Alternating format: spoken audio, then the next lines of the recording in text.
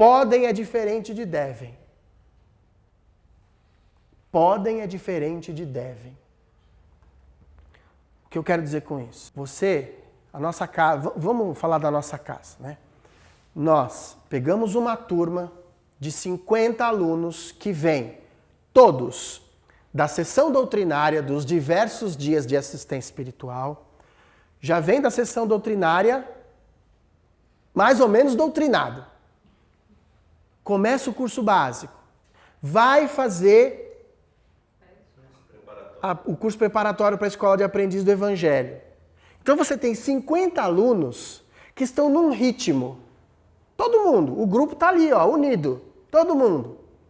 Então você já tem o aluno que não fuma mais, que não bebe mais, e ele já está integrado, aquilo virou, já está todo mundo ali, ó, virou uma família. Aí começou a escola. Aí você chega lá na aula 12. Agora, como é que eu vou pegar uma pessoa que vem toda cheia de vício, cheia de problemas, e ponho junto com aquelas laranjas novinhas, bonitinhas? Isso não vai dar certo. Ele vai te perturbar. E nós tivemos experiências aqui com isso. Muitas. Até um ponto que a gente chegou e falou, olha, vamos estruturar a coisa de um jeito. Ele vai poder fazer escola? Lógico que ele vai poder fazer escola. Só que ele não vai acompanhar essa turma.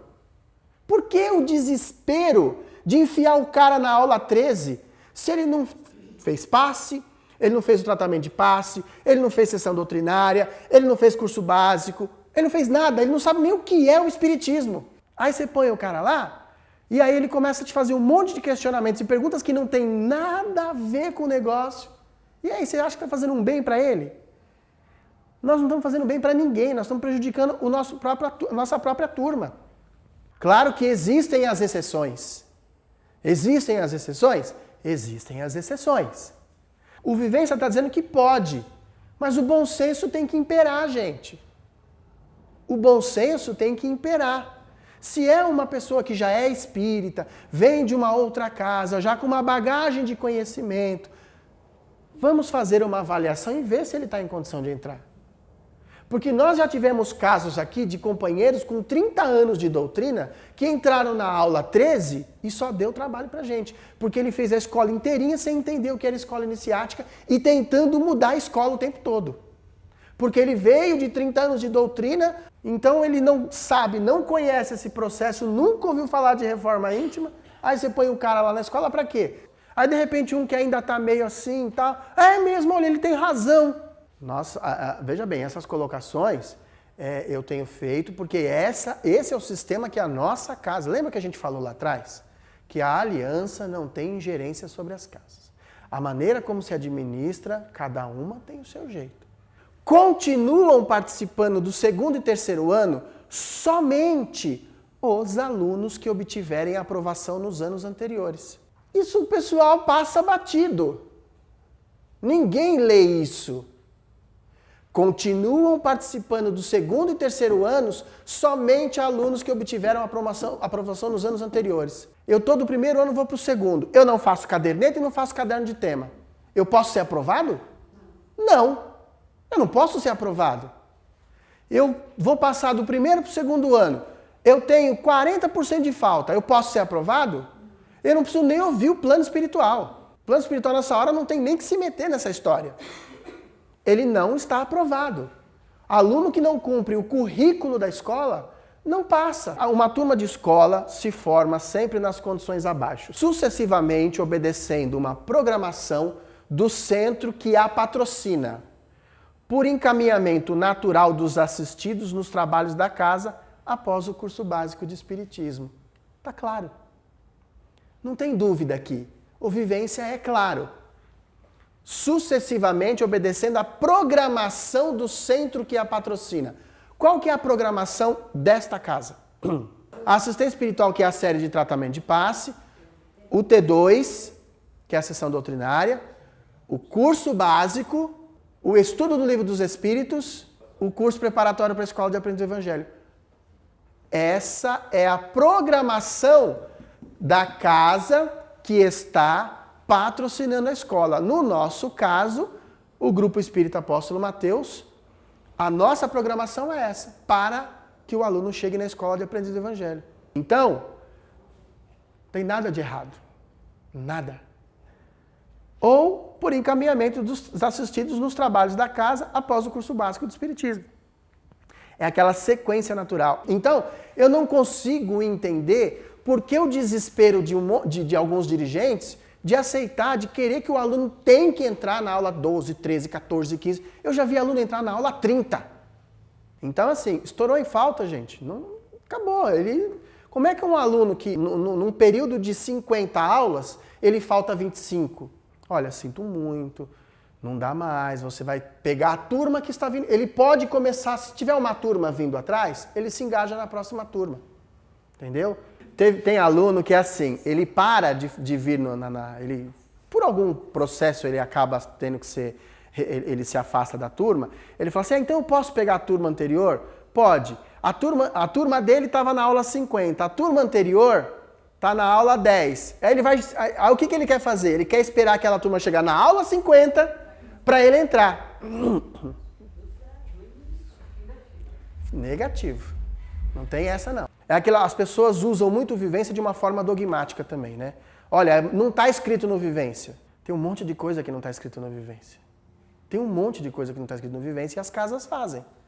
Muito bem, nós não temos, na nossa escola, nós não temos os rigores eliminatórios dos exemplos citados das escolas de sabedoria, das escolas iniciáticas do passado.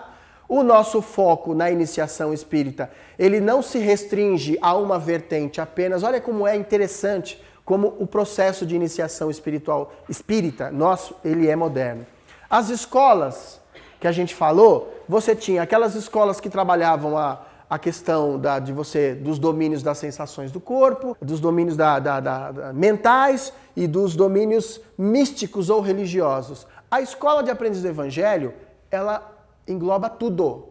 Claro que ninguém aqui vai fazer teste, vai ficar fazendo exercício para subjugar situações corporais para virar uma pessoa, um faquir. Não é esse o nosso objetivo. Aquilo que é necessário para a purificação do corpo, que é necessário deixar de fumar, deixar de beber. Tudo aquilo que for necessário para o corpo, nós precisamos fazer. Tudo aquilo que é útil para o equilíbrio das emoções, nós vamos fazer. O conhecimento que a gente recebe dentro da escola vai nos fazer o quê? Vai engrandecer a nossa alma, ele vai ser utilizado para a nossa vida diária. A gente não está aqui para virar doutor de espiritismo. A escola de aprendizes do Evangelho é uma escola de reforma íntima. Ela não é uma escola para ensinar espiritismo, doutrina espírita. Doutrina espírita a gente aprende nos outros cursos. A escola de aprendiz do Evangelho é uma escola de reforma íntima, com a sua base no Evangelho de Jesus, interpretado à luz da doutrina espírita. Então ela é uma modernização das escolas do passado, mas ela tem uma série de diferenciais, porque o nosso objetivo qual é? Preparar o aluno para que ele volte para o seu dia a dia mais equilibrado e mais moralizado. Esse é o nosso objetivo. Senão a gente não estiver fazendo isso. Então, a escola de aprendiz do Evangelho, ela está calcada na pergunta 919 do Livro dos Espíritos, que é a pergunta mais famosa do Livro dos Espíritos, né? O Kardec pergunta, qual o meio mais eficaz para se melhorar nesta vida e resistir ao arrastamento do mal? Um sábio da antiguidade já vos disse, conhece-te a ti mesmo. Então, se na escola de aprendiz do Evangelho nós não entendermos esse processo do conhecimento de si mesmo, se a gente estiver buscando fugas, não vai ocorrer. Por isso que os dirigentes precisam ser muito claros com os alunos. Nós estamos aqui num processo de reforma íntima. E esse processo de reforma íntima, para que ele ocorra, existe a necessidade de usar uma série de ferramentas. A pessoa só muda se ela souber que ela precisa mudar. Se a gente não sentir necessidade de mudança, a gente não muda. Nunca. Então, os nossos objetivos. Reforma íntima, que entra no campo individual e no campo coletivo. Nós estamos aqui para desenvolver o nosso trabalho de reforma íntima nessas duas situações, individual e coletiva. Ótimo. A individual, nós vamos trabalhar as questões de ordem material, né?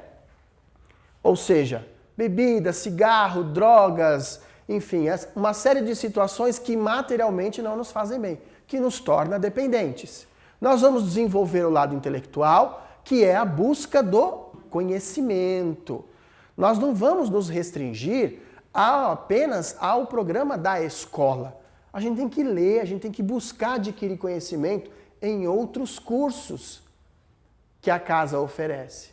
A casa não existe só a escola de aprendizes do Evangelho. A escola de aprendizes do Evangelho no nosso sistema, ela é a porta de entrada para que a gente possa trabalhar dentro do centro. Embora a escola não tenha como objetivo formar trabalhadores, o objetivo da escola é o processo da reforma íntima. Se ele vai trabalhar ou não é outra história. Agora, o indivíduo que atinge um grau de conscientização da reforma íntima, ele passa a sentir necessidade de colaborar de alguma forma dentro da casa. Porque ele começa a ver que não é só, ele não pode ser egoísta, que não é só para ele. Então ele vai fazer o quê? Não só dentro da casa, mas lá fora também. Então o que acontece? Por exemplo, eu tive alunos que não trabalharam na casa. Por opção, olha, fizeram caderneta, fizeram tudo que tinha que fazer, só não queriam trabalhar. Ele tem que trabalhar? Não. Não, obrigado a trabalhar ele não é. E ele pode ir até o fim da escola, desde que ele cumpra com o currículo da escola. Obrigado a trabalhar na casa ele não é. Então o que vai acontecer? Materialmente nós vamos trabalhar todas essas situações, intelectualmente nós vamos atrás do conhecimento e a questão da ordem moral, né? E agora a questão no campo coletivo. A questão da reforma íntima no campo coletivo é a questão de desenvolver o quê? A solidariedade, o perdão, como é difícil, né?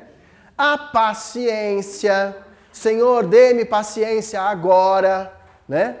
A indulgência, o desprendimento e a fé. Porque o que nós vamos fazer? Se nós começarmos a desenvolver, né? A gente não pode... Eu uso muito o exemplo de uma companheira que ela, quando apresentava os cadernos de tema dela, era uma coisa maravilhosa, porque eu amo a todos, porque eu amo a vida, porque eu amo os animais, porque eu amo as flores. E essas coisas me preocupam muito, sabe? Quando você vê um aluno assim, que ele ama tudo e tal. E em contrapartida a gente via alunos que quando vinham dar o testemunho através do caderno de temas, se percebia que ele estava bravo, que ele estava injuriado com aquilo, ele estava...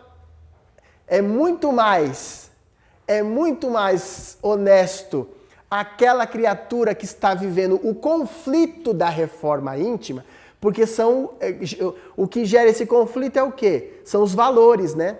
Você está transmitindo um valor para a criatura, a doutrina está transmitindo um valor para a criatura, que é completamente diferente do valor que ele tem. E aí ele se vê numa situação em que ele fala, poxa, o certo é o que a doutrina está me falando, mas eu ajo dessa forma, e é assim que eu sei viver, e a pessoa entra em conflito. E isso é duro, é terrível, mas quando ele entra em conflito, é o momento que ele está fazendo reforma íntima.